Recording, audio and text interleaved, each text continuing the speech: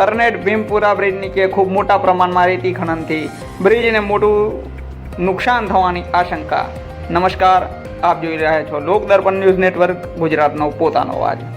સંખેડાથી ડભોઈ જવાના માર્ગ પર ઓરસંગ નદીમાં કરોડો રૂપિયાનો ખર્ચો કરી અને નાગરિકોની સગવડતા અને સુગમતા માટે કરનેટ ભીમપુરા પાસે ઓરસંગ નદીમાં બ્રિજનું નિર્માણ સરકારશ્રીની દૂરંદેશીથી કરવામાં આવ્યું છે, જેના પરિણામે સંખેડા મેવાસ પંથકના લોકોને ડભોઈ વડોદરા જવા માટે ખૂબ જ અનુકૂળતાસભર સગવડ મળી રહી છે, જેથી જનતા ખૂબ જ ખુશ છે.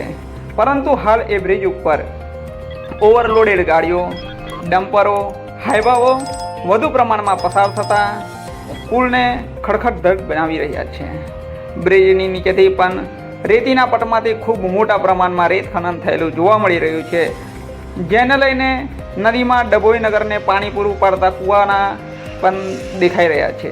અનેકવાર રેત ખનનની ફરિયાદો, સમાચારો આવવા છતાં પણ આ રેત ખનન કોના આશીર્વાદથી ચાલી રહ્યું છે એ ખૂબ મોટો પ્રશ્ન છે. હાલમાં જ આવતીકાલે ગ્રામ પંચાયતની ચૂંટણીઓ છે, પણ રેતીની કમાણી માટે સરપંચ સમિતિ અને સભ્યો કમર કસી રહ્યા એવું લાગી રહ્યું છે. રેત ખનન પર રોક લગાવવાની જવાબદારી સરપંચ અને તલાટીની હોય છે, છતાં પણ અહીંયા ભીમપુરા અને કરનેટના બે વિભાગમાં વહેંચાયેલો ઓરસંગનો પટ તું મેની રમત રમાઈ રહી છે, જેના ભોગ આવનારા સમયમાં મેવાસ પંથકની પ્રજા બનશે એવા એંધાણ વર્તાઈ રહ્યા છે.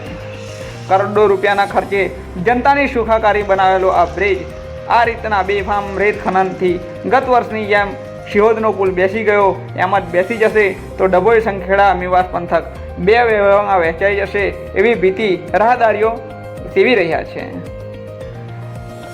રાહદારીઓને ખૂબ મોટો ચક્કર કાપી ડભોઈ વડોદરાની સફર ખેડવી પડશે. ત્યારે આ રેત ખનન પૂર્ણ થશે કે કેમ એ એક મોટો પ્રશ્ન છે. આના પર રોક લાગશે કે કેમ એ એક વિચારનીય બાબત છે. જો આપ અમને યુટ્યુબ પર જોતા હોય તો સબસ્ક્રાઈબ કરો, જો આપ અમને ફેસબુક પર જોઈ રહ્યા હોય તો ફોલો કરો લોકદર્પણ ન્યૂઝ નેટવર્ક, ગુજરાતનો પોતાનો અવાજ.